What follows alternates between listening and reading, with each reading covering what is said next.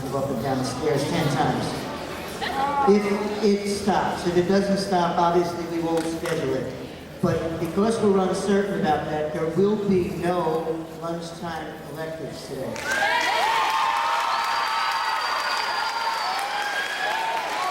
Sounds like a plan, man. Okay.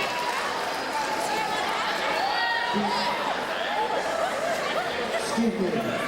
Hello.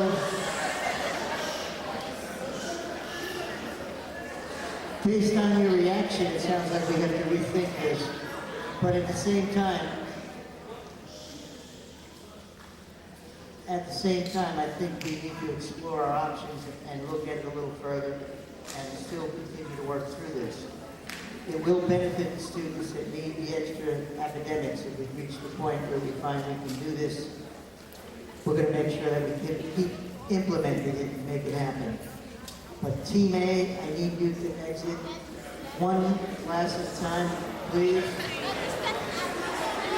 Exit from the left and the right.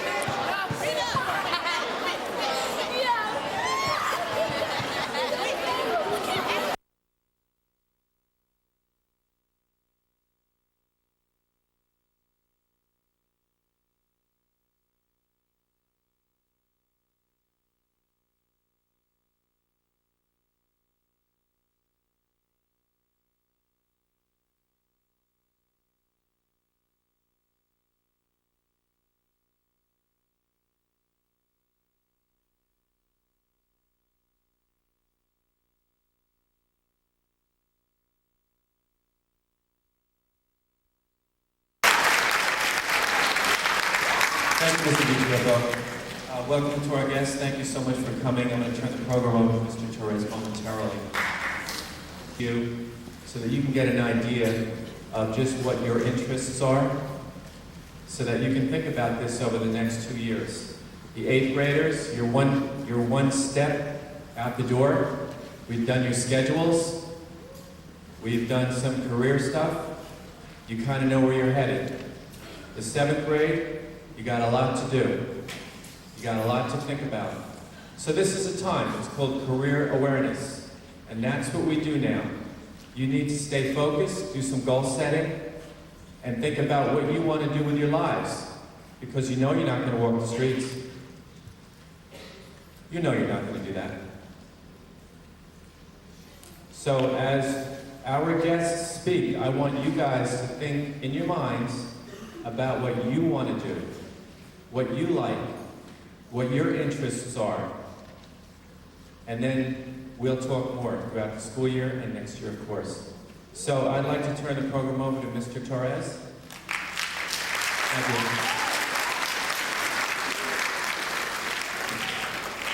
Thank you, Mr. Clark. Good morning, ladies and gentlemen.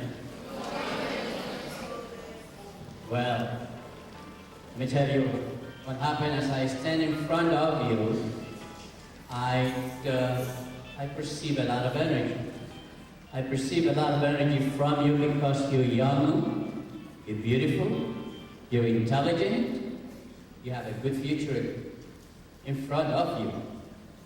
However, when you answer me back, and I say good morning and you answer me back, I do not perceive the same level of energy in your voices that I'm perceiving from you. So let's try it once more. Good morning. Good morning. That's the spirit. That's the idea. How do you feel today? You feel good today. You have every reason to feel good today. You have a lot of people that love you. At home you have mom and pop, brothers and sisters, grandparents, a lot of people that love you. And then you come to school. And what happened in school? Let me show you what happened in school. I like to invite to the front every teacher in this room. Please, teachers, please come to the front. Every teacher in the room.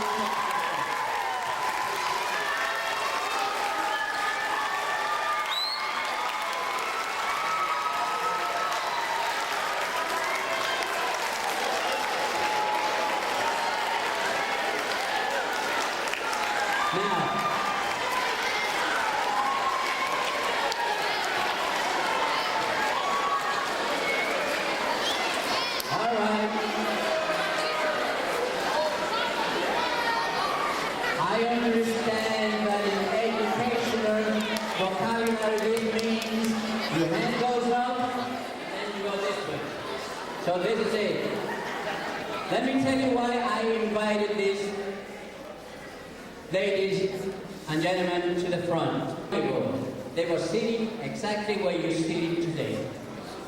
7th and 8th grade. And then they finished their elementary school. And then they went on to college. And then they wrote papers and essays and more papers and books and more papers. And they read and read. And they science, etc., etc. You know what they do today?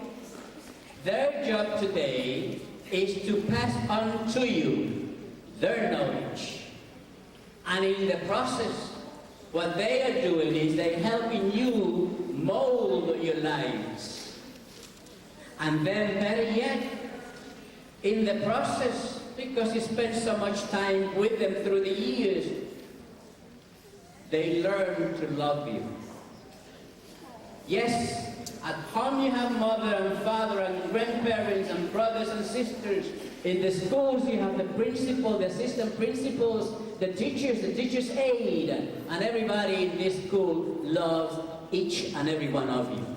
Let's give these teachers a real round of applause.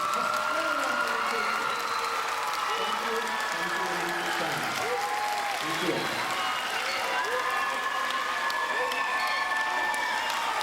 What a beautiful group of people. This is terrific. Now what are we doing here today? Reaching our dreams is right in the curtains, in the stage. So welcome to Reaching Our Dreams. How many of you do have dreams? Fantastic.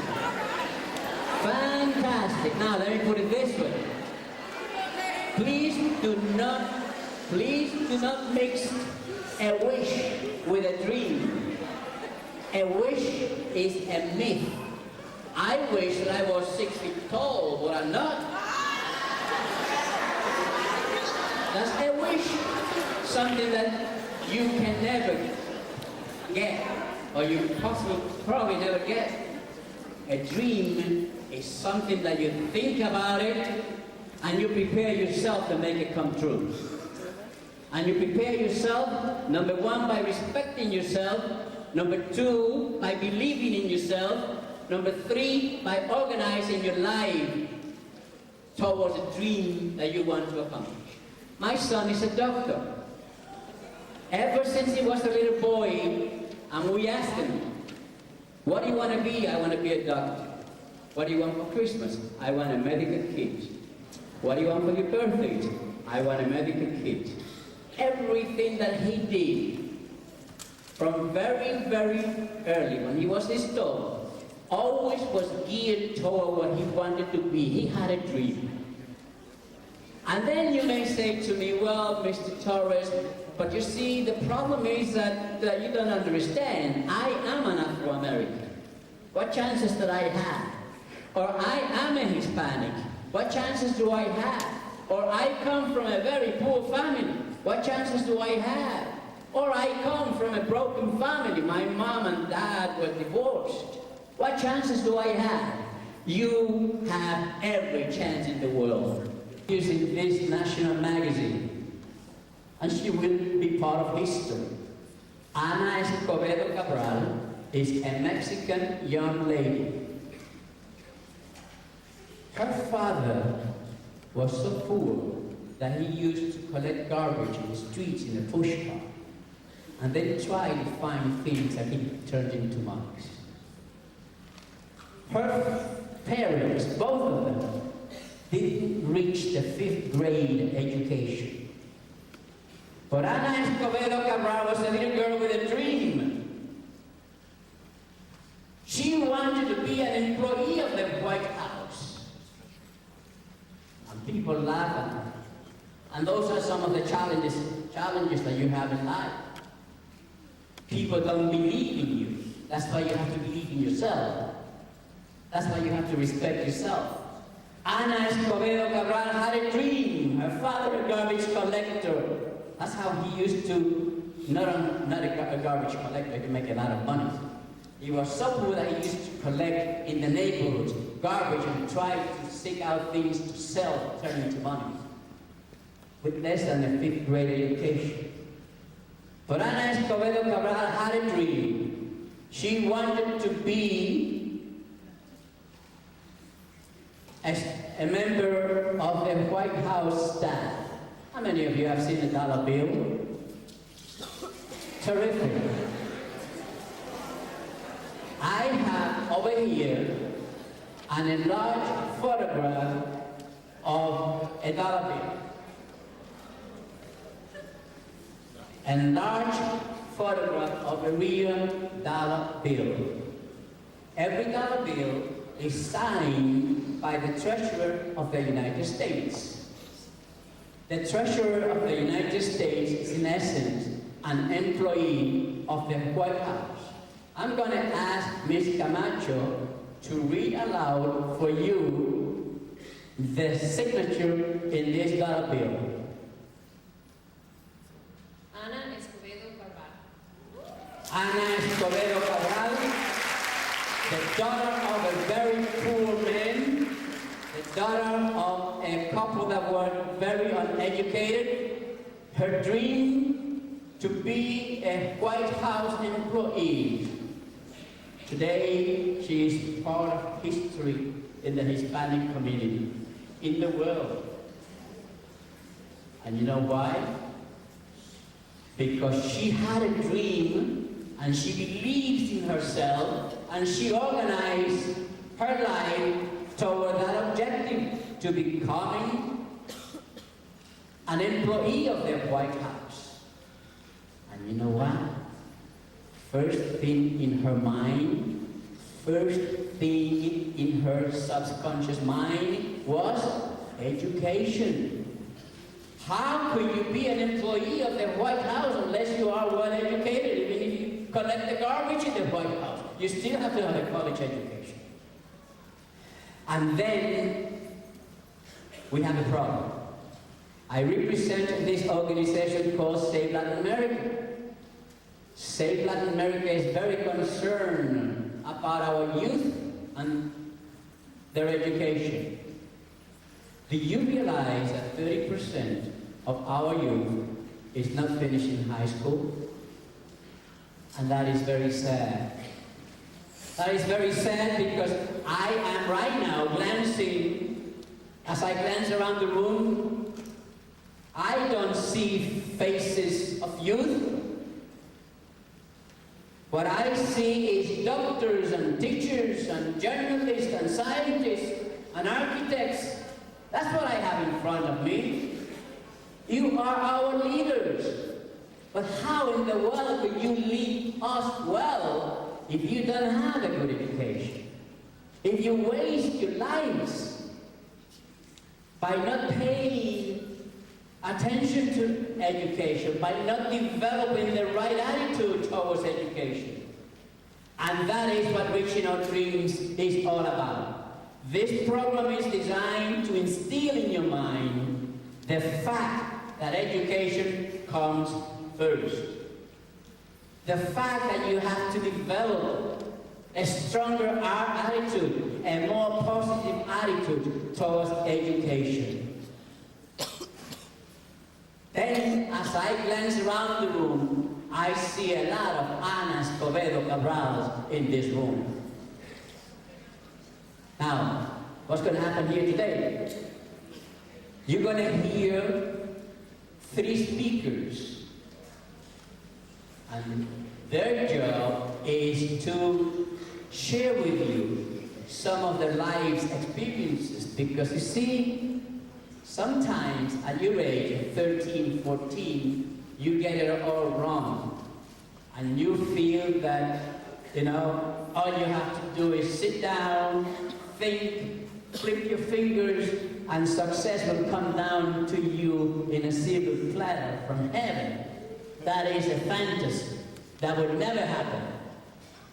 The ladies and gentlemen that I'm going to talking to you today, just like your teachers, just like your father and mother and your families, to succeed at anything, you have to work hard. That is what life is about disciplining yourself, about working hard. And then you say, yes, Mr. Torres, but I'm only 13, I'm only 14, I still like to play basketball, I still like to play baseball, I still like to watch television. And you know what? Granted, you're supposed to do those things. But you are also supposed to take hold of your life and understand that you have to discipline and organize your life in a way that you can play, that you can watch television, that you can go to the movies, and do your homework and come to school and pay attention and develop a positive attitude towards education. Now, what's going to happen after the speakers share experiences of their lives with you? Something wonderful is going to happen. We are going to invite you to do something that I know for a fact that you love to do. We're going to invite you to write an essay. You know what? You just proved something to me. You are human and you are normal. That's exactly how I used to think when I was your age. And if you ask the speakers between you and I don't want them to do it, they used to be the same way. Who likes to write essays? Who likes to come to school?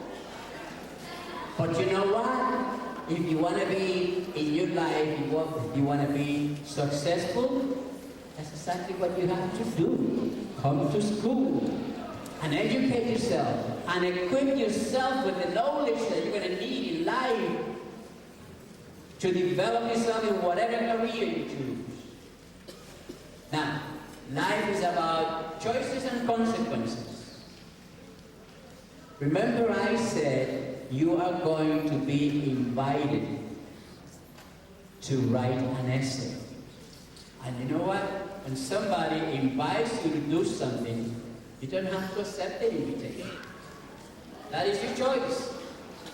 But since life is about choices and consequences, let me tell you what's going to happen. Those that decide not to write the essays are denying themselves the opportunity to be invited to dinner with their brothers and sisters and father and mother and new teachers June 16 in a nice restaurant and receive a plaque.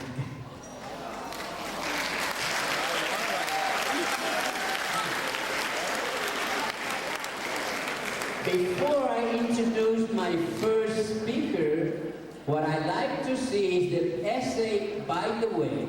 I said before, their job is to share their life experiences with you.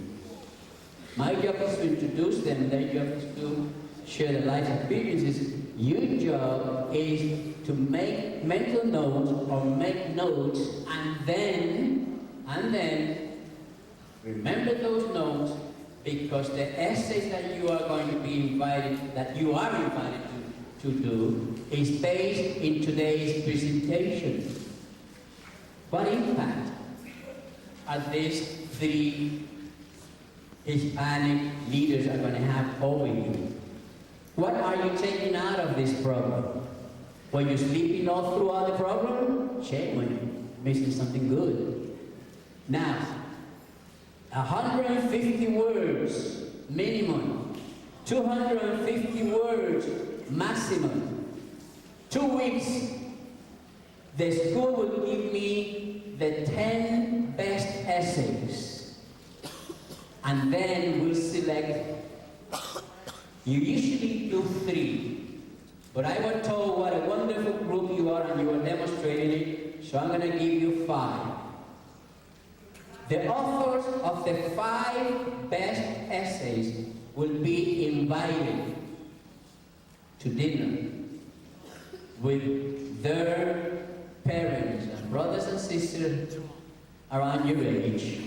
and your teachers. And the speakers will come back that evening and present you with a plan. The question is, where are the 5 people that I'm going to be inviting for dinner on June 16th? Let me see those hands. Jervin, all right. Very, give yourself a big round of applause, a big one.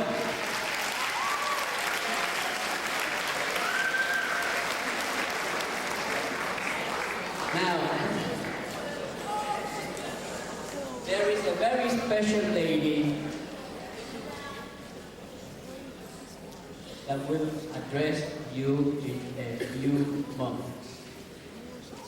This young lady comes from a very humble family. Her country of origin, Cuba. And this lady today happens to be the Assistant United States Attorney General with the U.S. Attorney General. Let's give Miss Milagros Camacho a big round of applause. A big one. She looks like a princess and she is a princess. All right. Thank you. Don't worry about the essay. I can tell you that when I was your age, I hated writing, and my second job, I spent a whole year writing, so you can get over it. My name is Milagros Camacho. I'm an Assistant United States Attorney for the District of New Jersey. And what that means, in simple words, is that I'm a federal prosecutor. My boss is the President of the United States. My immediate boss is another story like Ms. Cabral, as Johnny George was telling you about. His name is Alberto Gonzalez. He is the Attorney General of the United States. He's the first Hispanic American Attorney General of the United States. And what that is the most important lawyer of the United States. He decides who we prosecute. He decides what laws we apply, what laws we don't apply because they're not practical. He decides who we deport back to their countries.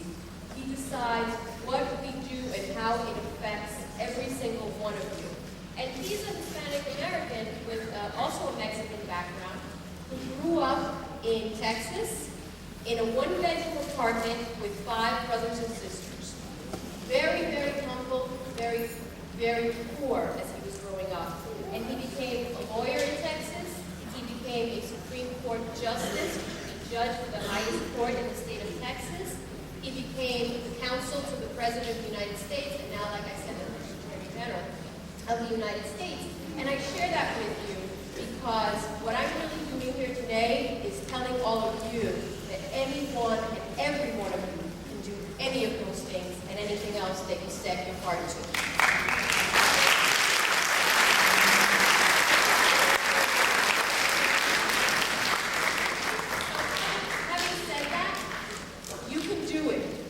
But you have to work at it. And you have to sometimes make choices that you're not going to like. It means that sometimes instead of going out to play or going out to hang out or playing a video game, it means reading a book. It means writing an essay. It means talking to people that are going to give you some advice that you might look at them and you might say, what does this old fogey have to say to me? And that's a term from my life, from my age.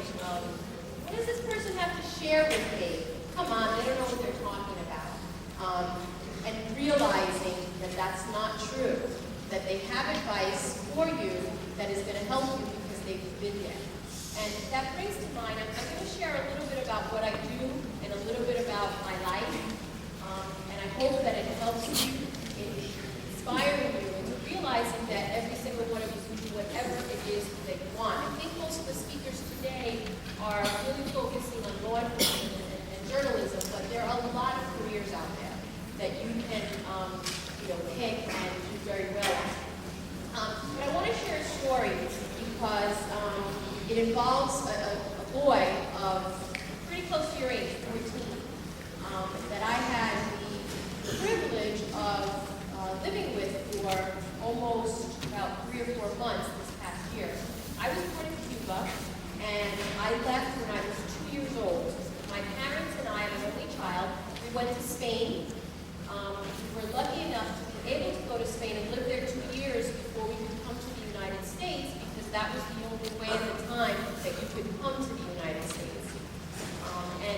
very poor in Spain. He lived in one apartment with one room. He shared it with another family. My father was not allowed to work. He eventually started working at a Kentucky Fried Chicken, and let me tell you that I did not eat Kentucky Fried Chicken because I had it every night because it was free. So he came to the United States and they worked hard. And one of the things that they taught me was the most important thing, no matter what you do in life, is family. Remember your family and care for your family. And they have chicken once a month. And so he wanted to come and do that. But more than eat, he wanted to come and be with his dad. And he wanted an opportunity to be free and to be something and become something in this country. So he came and he lived with his dad, and he then came up with me over the summer. And he was here a couple of weeks, and he was already changing. He was already talking about and trying, wearing the pants, like I know some of you guys like to wear, kind of falling down. You can see the underwear and the big shirts and, the jewelry all over the fingers, even if it was fake, and, doing this and doing that. And, I would tell him something. Wilbur, it's okay to like a style, and it's okay to wear a style because you like it, but there's a place and there's a time for everything. And there's a time when you have to look neat and you have to look good so that people look at you and say, there's a winner. And I share that with you because that's an example of something that will happen to every single one of you. You will want to do what the person next to you is doing. You're going to want to wear what they wear. You want to talk the way they talk. You're going to want to hang out the way they hang out. And you can't do that if you want to succeed. You have to be you. You have to be strong enough to be you. Wilbur is back in Florida with his dad in school, in a school very much like this one. And, just a couple of weeks ago, I took him to a lot of different things, and just a couple of weeks ago, he called me and said, now that I'm 14, because now he's a big, old 14, I know that what you told me is true. And, I want to be a lawyer, so I'm looking, watching what I wear, and watching who I talk to, and watching what I do. And, it's difficult sometimes, and I know that today most of you have no idea what I'm talking about, but you will, and I hope you come back to this day and you think about it. Always, always, be true to your heart, be yourself, and remember your goal. And remember that your goal, you don't get to it by doing what somebody else tells you to do, but what you know in your heart you have to do. And having said that, let me tell you a little bit about what I actually do. There's 3 types of prosecutors. Basically, this is a career, so I'm going to talk about being a lawyer and being a prosecutor. Do you know what a prosecutor is? Yes? Okay. There's 3 types of prosecutors. There are municipal court prosecutors, which means town prosecutors, state prosecutors, and federal prosecutors. And what that is we have a lot of laws. And we have laws that are federal, that apply to everybody. We have laws in every state that apply to people who live in a state, and we have laws in towns that apply to people who live in towns. Like one town could say, we have a curfew of 9 o'clock for anybody under the age of 14. That may be true in Jersey City. Maybe it will be. It may not be true in North Bergen. So that's something that if that's a town, that goes before a municipal court, and if you don't do what you're supposed to, if you're out beyond that curfew, you would go to court with a municipal prosecutor. There are state laws, like you cannot steal from somebody, you can't burglarize somebody, you can't break into their house.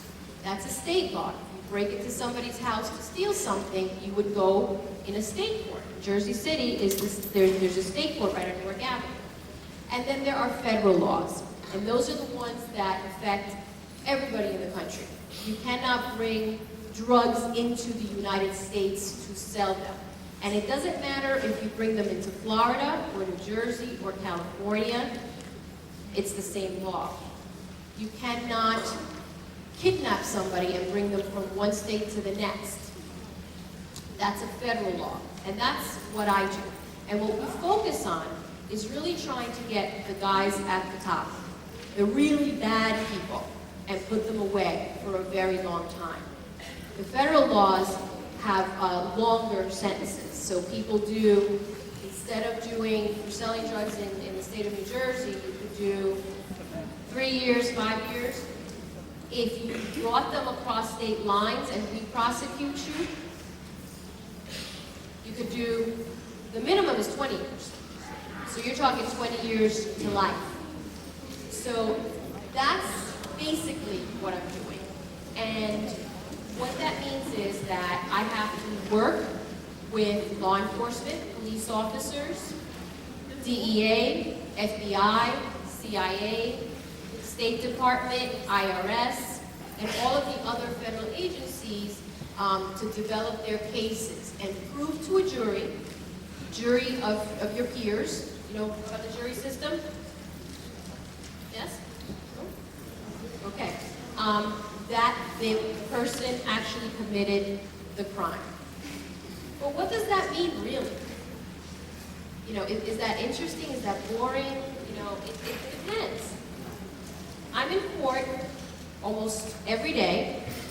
I go before a judge, and I have to say to the judge, I represent the United States, and the United States says that this person here, over here, all the way in the corner, committed this crime. And for that, he should go away for a really long time. And that's what I'm doing, and I have to prove that each and every day. But what I'm really doing is changing lives. And why I went to law school was to try to change lives, to clean up the streets, to make sure that things are better for kids like you. Currently I'm working on what we call human trafficking cases. That's probably my most interesting case right now. And does anybody know what that means? Human trafficking? What is it? Huh? What does it mean? It's guys that take girls and rape them. That's true. That happens with human trafficking. That's a part of it. Yes.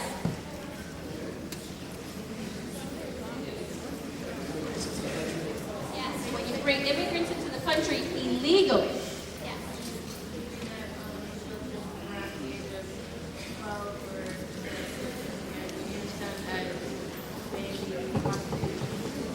Kidnap children go to 15 states for the purpose of using them. You can use them as, they're called humans, they're slaves, basically. You can use them for making videos of them, sexual videos. You can use them to transport drugs. You can use them to commit other crimes on your behalf. And I'm currently working on a case which involves a ring of we have over 50 victims already that are cooperating with us. It involves 7 states. They're bringing people in and transporting them throughout 7 states, and that's something that a federal prosecutor can do. At the end of the day, we're looking at 205 suspects, people involved in this operation, and those are what we call targets. So it's a long operation, it's a long investigation, and I work with the agents day in, day out to try to catch these people and take them off the streets. And that's a little bit about what I'm doing now. Before I worked at the U.S. Attorney's Office, I worked in Hudson County, the Hudson County Prosecutor's Office. And there, I prosecuted, I was there for almost 10 years. I prosecuted every kind of case. I did drug dealers, robberies, burglaries, aggravated assaults, homicides, and my last 4 years there, I supervised sex crimes, child abuse, domestic violence. Really important work. You're talking about children who are abused by family members who don't share what happened to them because they're afraid, because they don't want to get people in trouble, people that they love. You're talking about giving them an opportunity to tell their story and to make the abuse stop. And you have the opportunity to do that each and every day if you go into prosecution. But how did I get there, and why did I get there? I told you a little bit, I'm kind of going backwards now. I told you a little bit about where I was born and how I came to the United States. I was in Spain for 2.5 years, and I came at the age of 6. I grew up in Hudson County. In fact, right over there is somebody I went to grammar school with, one of your teachers. I went to school in West New York. I went to public school. I went to public grammar school. I went to Memorial High School. And I was lucky enough to very early on realize that I had a dream that I wanted to make happen. My dream back then was to work with people. I wanted to do something where I could make a difference in people's lives. And from that dream, as I went through high school and as I went to college, I decided that what I wanted to do was be a prosecutor and work on behalf of victims. So a big round of applause.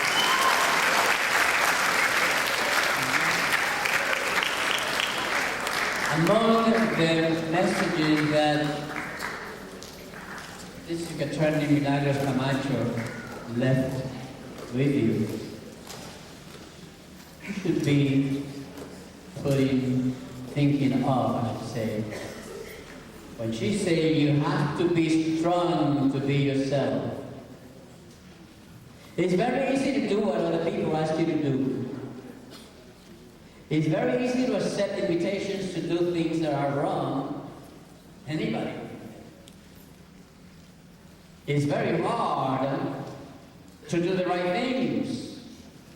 It's very hard to resist the temptations of doing things that to you may look right, but they are not. And that's what this message is all about.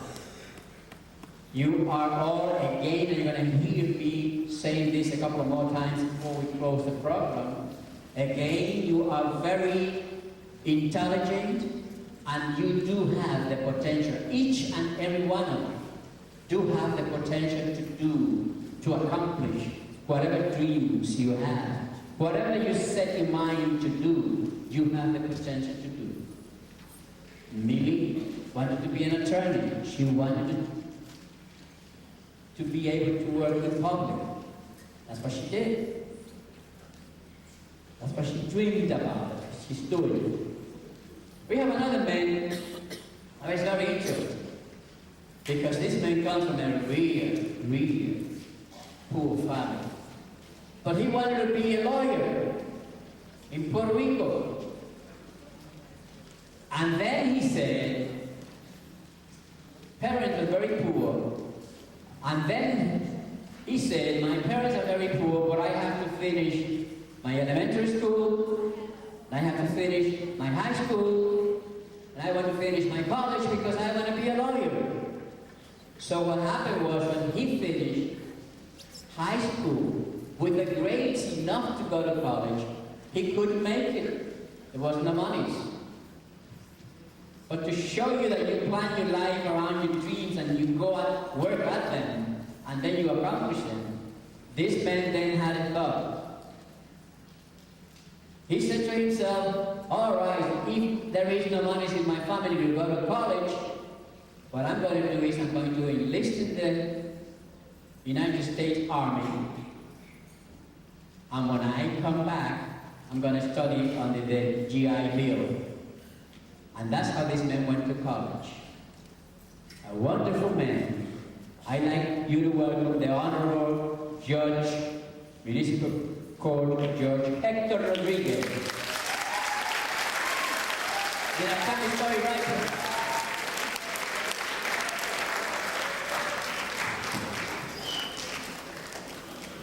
How's everybody doing this morning? Aren't you glad today is Friday? All right, today's a good day, right? Usually on Fridays, I remember, we really didn't do too much in school, except we just got ready for Saturday. No, not anymore? You got to do some work on Fridays too? All right, well, you got 2 days. You got tomorrow and you got Sunday to take it easy and relax, right? So you got one more day of our labor, is that right? All right. What I want to talk to you about is, I want to talk to you about three things. Just three things, that's all right? Can you remember three things? Three things. What am I going to talk to you about?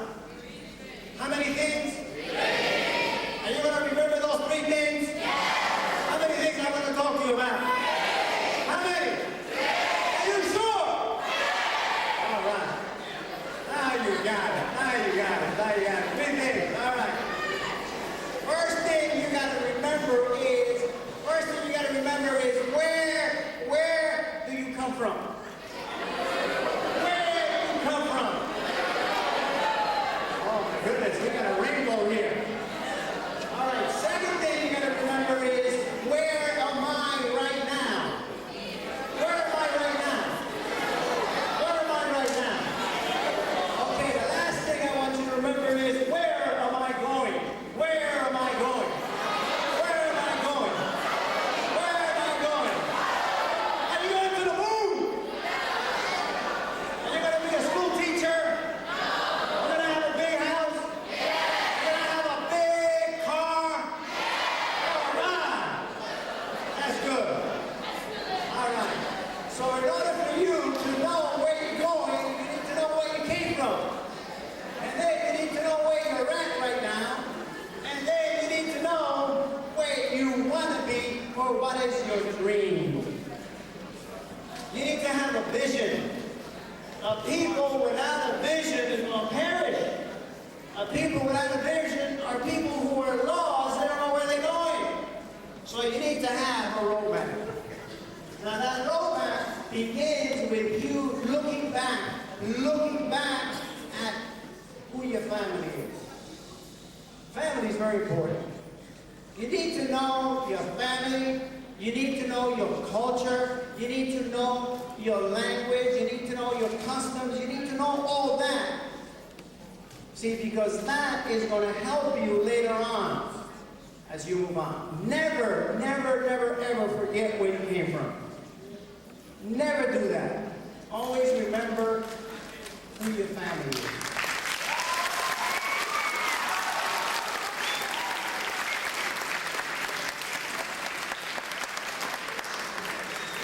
Now, let me tell you about my past, my present, and my future. See, I am a Puerto Rican.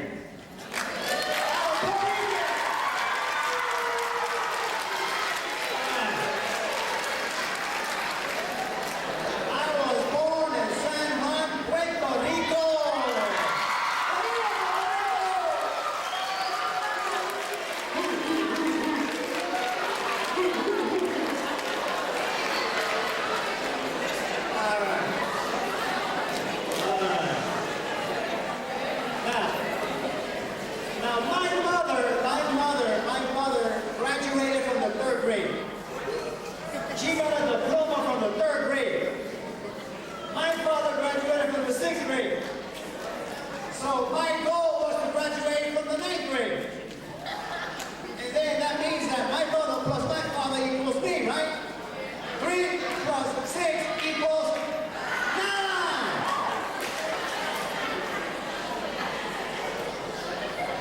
Now listen. In Puerto Rico, in those days when I was a young person, yes, there used to be a time when I was as young as you.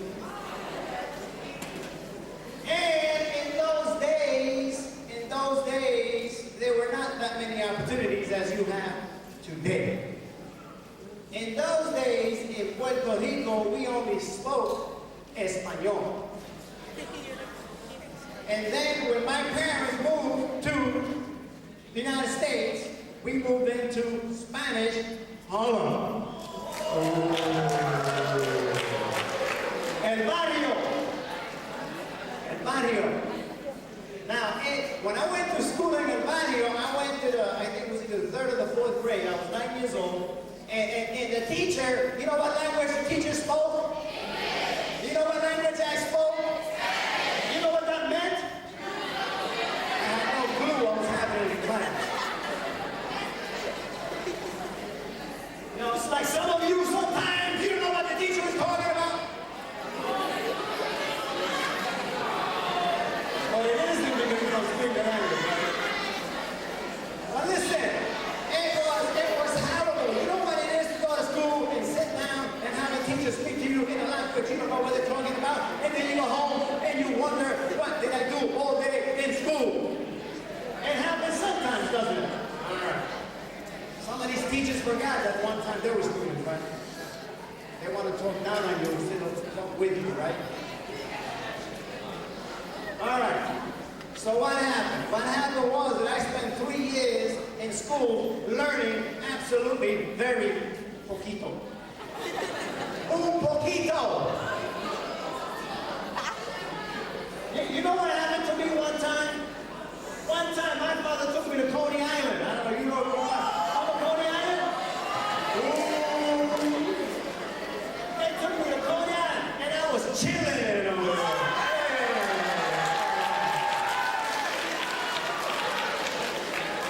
Yes! And my father took me to a famous place called Nathan's. Yeah, and then he said, what do you want to eat? And I looked at the menu and I said, I want some buttermilk.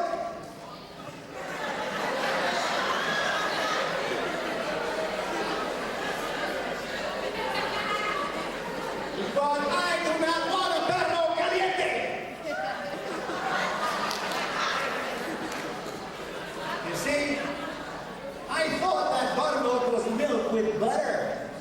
See, I like butter and I like milk. So I thought they'd mix it for you. But when my father bought it for me, I almost threw up. And then you drank buttermilk and it was horrible. And then hot dog, perro caliente. I didn't know you could eat them. What a country, right? What a country. We eat perro calientes. We eat hot dogs here.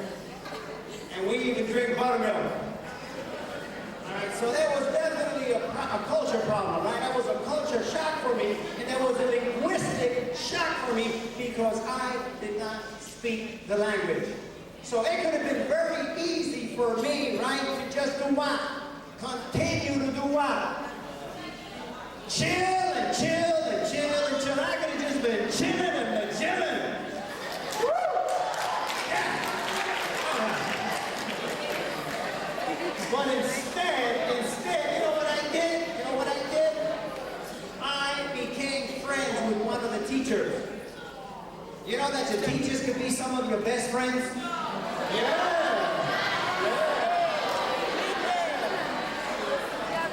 Your teachers could be lifetime friends. Lifetime friends. I still keep contact with some of my teachers. And some of my teachers became my mentors.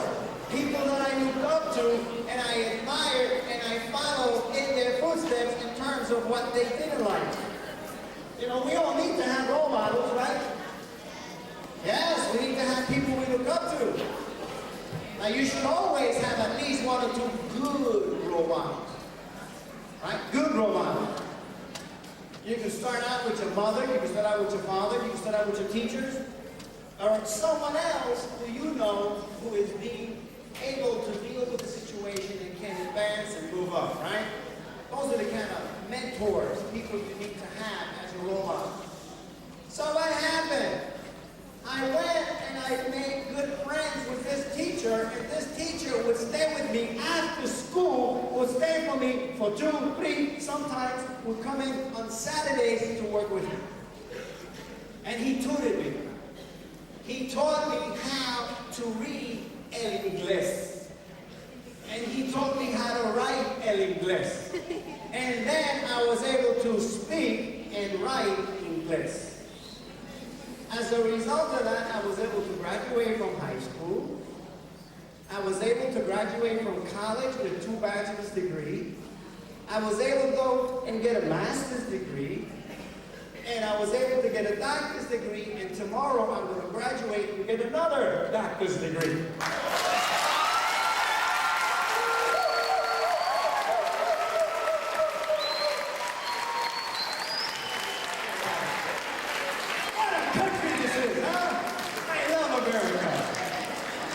Oh man, I tell you. Check it out, check it out. Isn't that nice? All right, so you see, even a Puerto Rican like me can still remember the days when we lived in roach-infested tenement apartment houses. Now I have a nice little house in Jersey City. See, I didn't even have a bicycle when I was a kid. Now I got a Mercedes.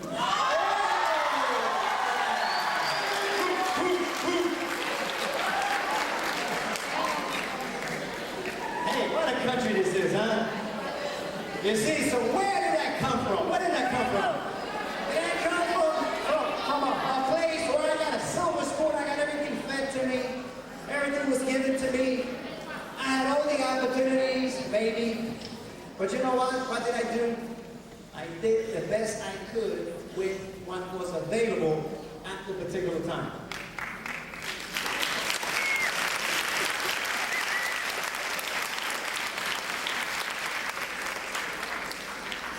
But you know what? No matter how much schooling I have, no matter what kind of work I do, and I've had some very exciting jobs. I work for the Attorney General's office, 2 Attorney Generals. I litigated cases in federal court.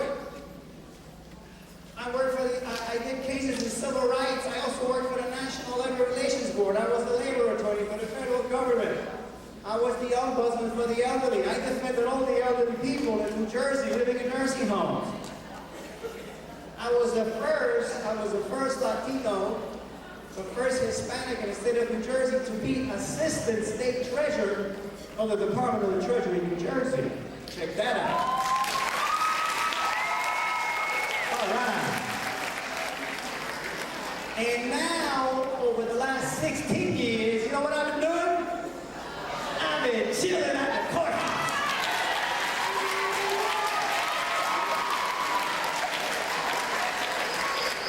Yeah.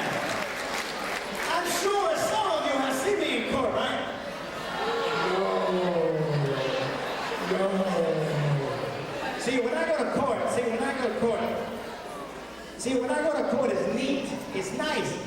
See, because they remember that I used to be a Puerto Rican, so they give me some free clothing.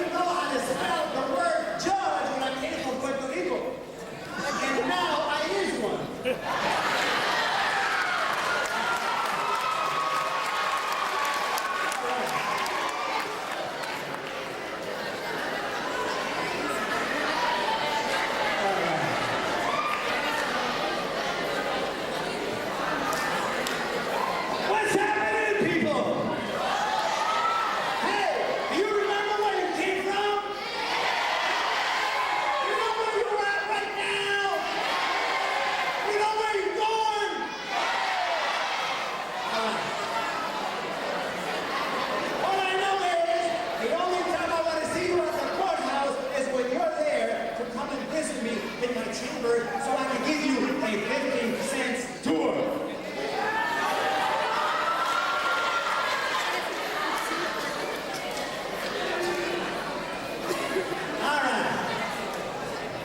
All right, so did you learn 3 things this morning? What you learn? Where you come from? Where you at right now? Where you going? I want to see all of you do well, get a good education, stay out of trouble, say no to drugs, say no to crime, right? Listen to your teachers, to the principal, to the vice principal. Even if you do not like them, they're here to help you. And they got your best interests at heart. And if all fails, you can always come to see me. And I help you as much as I can. Have a great day.